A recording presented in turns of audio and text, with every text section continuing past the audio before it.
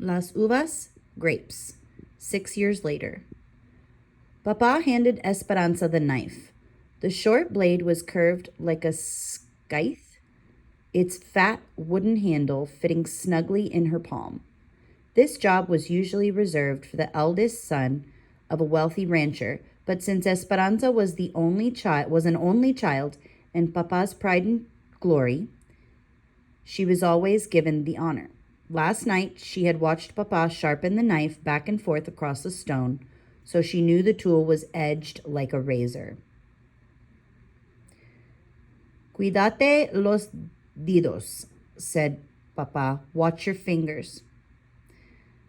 The August sun promised a dry afternoon in Aguascalientes, Mexico.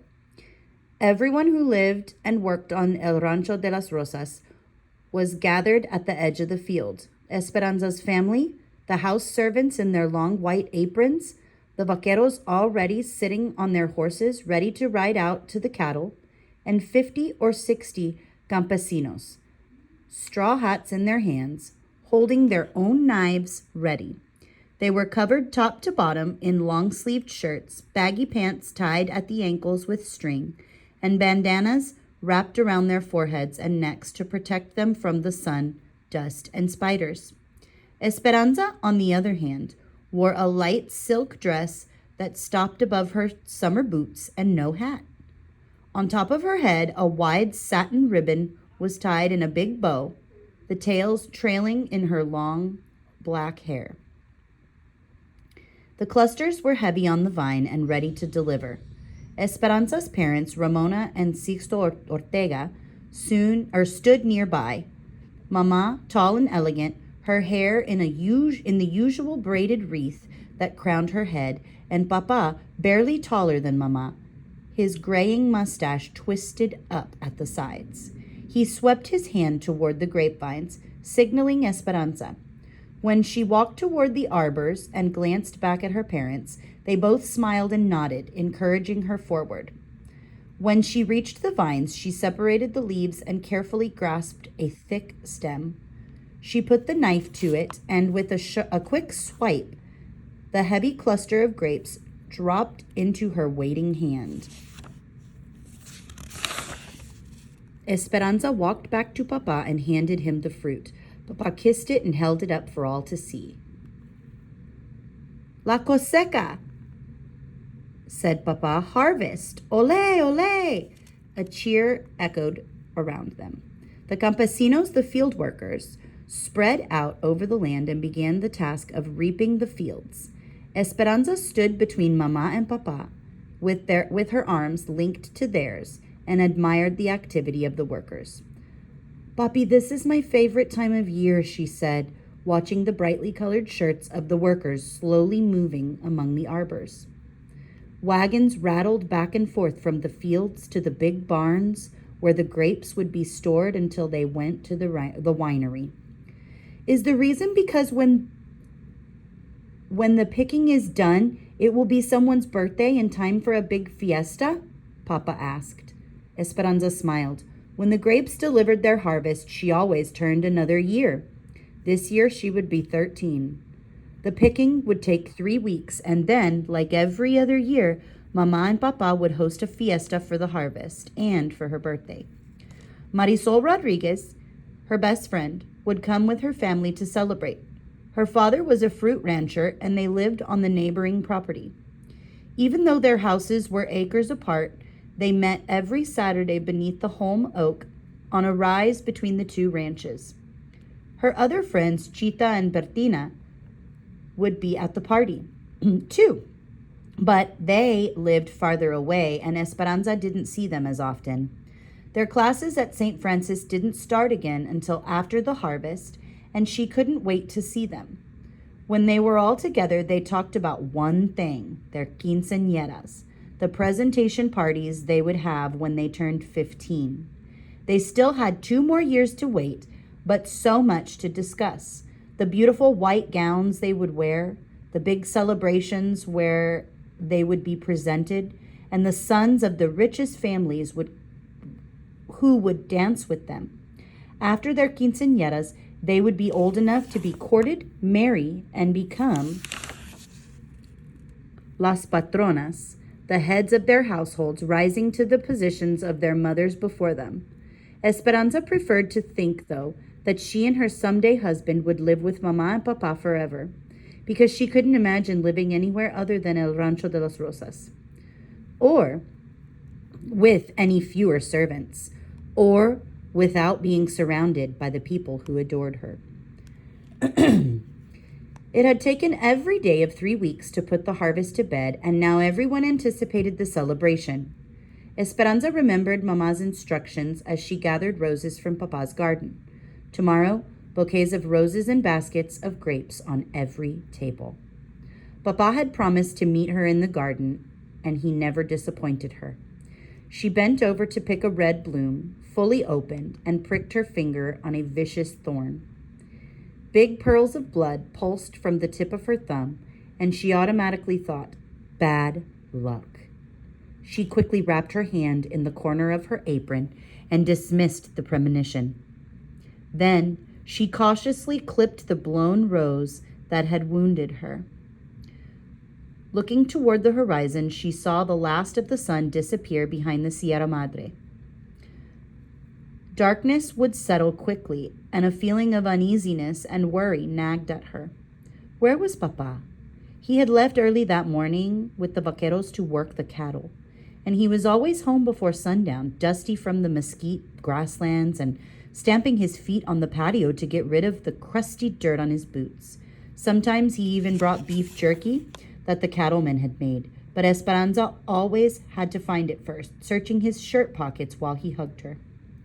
Tomorrow was her birthday, and she knew that she would be serenaded at sunrise. Papa and the men who lived on the ranch would congregate below her window, their rich, sweet voices singing Las Mañanitas, the birthday song. She would run to her window and wave kisses to Papa and the others. Then, downstairs, she would open her gifts. She knew there would be a porcelain doll from Papa. He had even given her one every year since she was born, and Mama would give her something she had made. Linens, camisoles or blouses embroidered with her beautiful needlework. The linens always went into the trunk at the end of her bed for algún día, for someday. Esperanza's thumb would not stop bleeding. She picked up the basket of roses and hurried from the garden, stopping on the patio to rinse her hand in the stone fountain. As the water soothed her, she looked through the massive wooden gates that opened onto thousands of acres of Papa's land. Esperanza strained her eyes to see a dust cloud that meant riders were near and that Papa was finally home, but she saw nothing. In the dusty light, she walked around the courtyard to the back of the large adobe and wood house. There, she found Mama searching the horizon too. Mama, my finger, an angry thorn stabbed me, said Esperanza. Bad luck, said Mama, confirming the superstition, but she half smiled. They both knew that bad luck would mean nothing more than dropping a pan of water or breaking an egg. Mama put her arms around Esperanza's waist, and both sets of eyes swept over the corrals, stables, and servants' quarters that sprawled in the distance. Esperanza was almost as tall as Mama, and everyone said she would someday look just like her beautiful mother. Sometimes when Esperanza twisted her hair on top of her head and looked in the mirror, she could see that it was almost true. There was the same black hair, wavy and thick, same dark lashes and fair, creamy skin. But it wasn't precisely Mama's face because Papa's eyes were there too, shaped like fat, brown almonds. He is just a little late, said Mama, and part of Esperanza's mind believed her, but the other part scolded him. Mama, the neighbors warned him just last night about bandits. Mama nodded and bit the corner of her lip in worry. They both knew that even though it was 1930 and the revolution in Mexico had been over for 10 years, there was still resentment against the large landowners. Change has not come fast enough, Esperanza. The wealthy still own most of the land, while some of the poor have not even a garden plot. There are cattle grazing on the big ranches, Yet some peasants are forced to eat cats. Papa is sympathetic and has given land to many of his workers. The people know that. But Mama, do the bandits know that? I hope so, said Mama quietly. I have already sent Alfonso and Miguel to look for him. Let's wait inside. Tea was ready in Papa's study, and so was Abuelita. Come, mi nieta, my granddaughter, said Abuelita, holding up yarn and crochet hooks. I am starting a new blanket and will teach you the zigzag. Esperanza's grandmother, whom everyone called Abuelita, lived with them and was a smaller, older, more wrinkled version of Mama. She looked very distinguished, wearing a respectable black dress, the same gold hoops she wore in her ears every day, and her white hair pulled back into a bun at the nape of her neck. But Esperanza loved her more for her capricious ways than for her propriety. Abuelita might host a group of ladies for a formal tea in the afternoon, then after they are gone, be found wandering barefoot in the grapes, with a book in her hand, quoting poetry to the birds. Although some things were always the same with Abuelita, a lace-edged handkerchief peeked out from beneath the sleeve of her dress. Others were surprising. A flower in her hair, a beautiful stone in her pocket, or a philosophical saying salted into her conversation. When Abuelita walked into a room, everyone scrambled to make her feel comfortable. Even Papa would give up his chair for her. Esperanza complained, "Must we always crochet to take our minds off worry?" She sat next to her grandmother anyway, smelling her ever-present aroma of garlic, face powder, and peppermint. "What happened to your finger?" asked Abuelita. "A big thorn," said Esperanza. Abuelita nodded and said thoughtfully, "No hay rosa sin espinas." There is no rose without thorns. Esperanza smiled, knowing that Abuelita wasn't talking about flowers at all, but that there was no life without difficulties. She watched the silver crochet needle dance back and forth in her grandmother's hand. When a strand of hair fell into her lap, Abuelita picked it up and held it against the yarn and stitched it into the blanket. "Esperanza, in this way, my love and good wishes will be in this blanket forever. Now watch.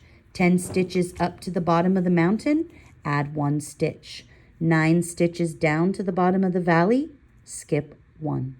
Esperanza picked up her own crochet needle and copied Abuelita's movements, and then looked at her own crocheting. The tops of her mountains were lopsided, and the bottoms of her valleys were all bunched up. Abuelita smiled, reaching over and pulled the yarn, unraveling all of Esperanza's rows. "Do not be afraid to start over," she said. Esperanza sighed and began again with 10 stitches. Softly humming, Hortensia, the housekeeper, came in with a plate of small sandwiches. She offered one to Mama. "No, thank you," said Mama. Hortensia set the tray down and brought a shawl and wrapped it protectively around Mama's shoulders. Esperanza couldn't remember a time when Hortensia had taken care of them. She was a Zapotec Indian from Oaxaca with a short, solid figure and blue-black hair in a braid down her back. Esperanza watched the two women look out into the dark and couldn't help but think that Hortensia was almost the opposite of Mama. "Don't worry so much," said Hortensia. "Alfonso and Miguel will find him."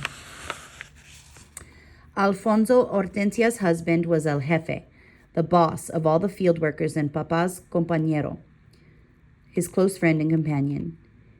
He had the same dark skin and small stature as Hortensia, and Esperanza thought his round eyes, long eyelids, and droopy mustache made him look like a forlorn puppy. He was anything but sad, though. He loved the land as Papa did, and it had been the two of them, working side by side, who had resurrected the neglected rose garden that had been in the family for generations. Alfonso's brother worked in the United States, so Alfonso always talked about going there someday. But he stayed in Mexico because of his attachment to Papa in El Rancho de las Rosas. Miguel was Alfonso and Hortensia's son, and he and Esperanza had played together since they were babies. At 16, he was already taller than both of his parents. He had their dark skin and Alfonso's big sleepy eyes and thick eyebrows that Esperanza always thought would grow into one. It was true that he knew the farthest reaches of the ranch better than anyone. Since Miguel was a young boy, Papa had taken him to the parts of the property that even Esperanza and Mama had never seen. When she was younger, Esperanza used to complain, "Why does he always get to go and not me?" Papa would say, "Because he knows how to fix things and he is learning his job." Miguel would look at her, and before riding off with Papa, he would give her a taunting smile. But what Papa had said was true too. Miguel had patience and quiet strength and could figure out how to fix anything, plows and tractors, especially anything with a motor. Several years ago, when Esperanza was still a young girl, Mama and Papa had been discussing boys from good families whom Esperanza should meet someday. She couldn't imagine being matched with someone she had never met. So she announced, "I am going to marry Miguel." Mama had laughed at her and said, "You will feel differently as you get older." "No, I won't," Esperanza had said stubbornly. But now that she was a young woman, she understood that Miguel was the housekeeper's son and she was the ranch owner's daughter, and between them ran a deep river. Esperanza stood on one side and Miguel stood on the other, and the river could never be crossed. In a moment of self-importance, Esperanza had told all of this to Miguel. Since then, he had spoken only a few words to her. When their paths crossed, he nodded and said politely, "Mi reina, my queen," but nothing more. There was no teasing or laughing or talking about every little thing. Esperanza pretended not to care, though she secretly wished she had never told Miguel about the river. Distracted, Mama paced at the window, each step making a hollow tapping sound on the tile floor. Hortensia lit the lamps. The minutes passed into hours. "I hear riders," said Mama, and she ran for the door. But it was only Tío Luis and Tío Marco, Papa's older stepbrothers. Tío Luis was a bank president and Tío Marco was the mayor of the town. Esperanza didn't care how important they were because she did not like them. They were serious and gloomy and always held their chins too high.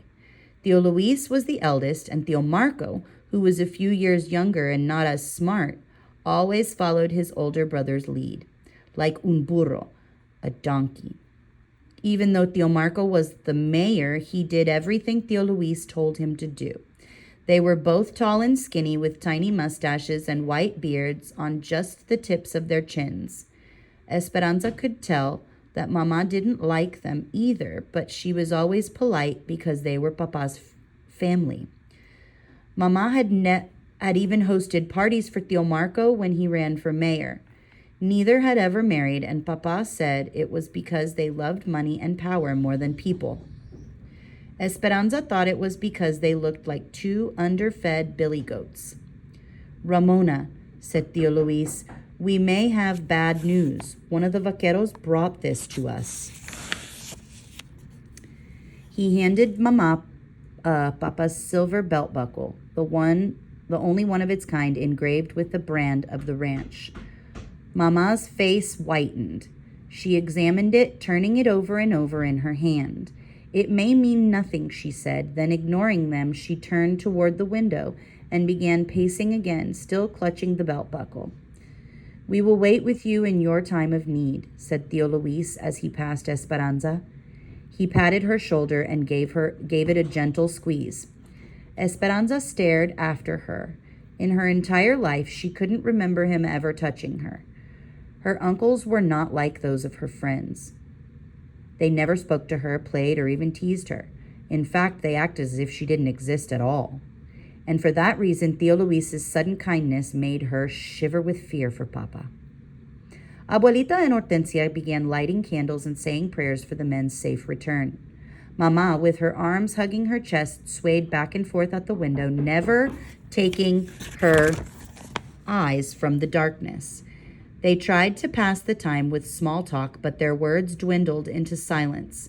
Every sound of the house seemed magnified. The clock ticking, someone coughing, the clink of a teacup. Esperanza struggled with her stitches. She tried to think about the fiesta and all the presents she would receive tomorrow. She tried to think of bouquets of roses and baskets of grapes on every table. She tried to think of Marisol and the other girls giggling and telling stories. But those thoughts would only stay in her mind for a moment before transforming into worry because she couldn't ignore the throbbing soreness in her thumb where the thorn had left its unlucky mark. It wasn't until the candelabra held nothing but short stubs of tallow that Mama finally said, "I see a lantern. Someone is coming." They hurried to the courtyard and watched a distant light, a small beacon of hope, swaying in the darkness. The wagon came into view. Alfonso held the reins and Miguel the lantern.